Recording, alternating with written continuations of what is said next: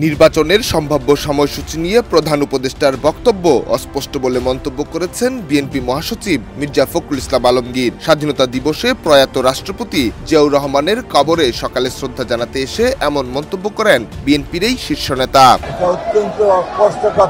গতকাল মঙ্গলবার জাতির উদ্দেশ্যে দেয়া ভাষণে প্রধান উপদেষ্টা ডক্টর মোহাম্মদ ইউনূস বলেন, নির্বাচনের ব্যাপারে আমি আগেও বলেছি, আবারও বলছি, এবছরের ডিসেম্বর থেকে আগামী বছরের জুনের মধ্যে নির্বাচন হবে।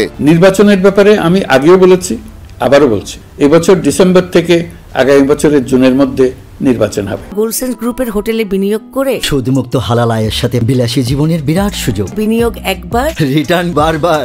ডক্টর ইউনূসের এমন মন্তব্যের প্রেক্ষিতে মির্জা ফখরুল ইসলাম আলমগীর বলেন, এটা অত্যন্ত অস্পষ্ট কথা। ডিসেম্বর থেকে জুন 6 মাস, সুতরাং এটা কোনো রোডম্যাপ দেয়া হয়নি।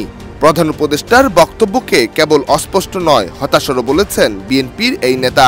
অত্যন্ত অস্পষ্ট কথা, ডিসেম্বর থেকে জুন 6 মাস, সুতরাং এটা কোনো রোডম্যাপ দেওয়া হয়নি। আমরা বারবার বলে আসছি, স্পষ্ট রোডম্যাপ, দ্রুত নির্বাচন। অন্তর্বর্তীকালীন সরকার গঠনের পর বিএনপির পক্ষ থেকে নির্বাচনের রোডম্যাপ ঘোষণার আহ্বান জানিয়ে আসছিল দলটি, তবে এতে সরাসরি সাড়া দেয়নি ডক্টর ইউনূসের সরকার। চলতি বছরের ডিসেম্বর থেকে আগামী বছরের জুনের মধ্যে নির্বাচন অনুষ্ঠিত হবে বললেও তার স্পষ্ট কোনো পরিকল্পনা এখনো জানায়নি সরকার। অন্যদিকে নির্বাচন নিয়ে নাগরিক পার্টির প্রধান নাহিদ ইসলাম বলেন, ক্ষমতায় যাওয়ার জন্য নির্বাচন চাপিয়ে দেওয়ার চেষ্টা চলছে।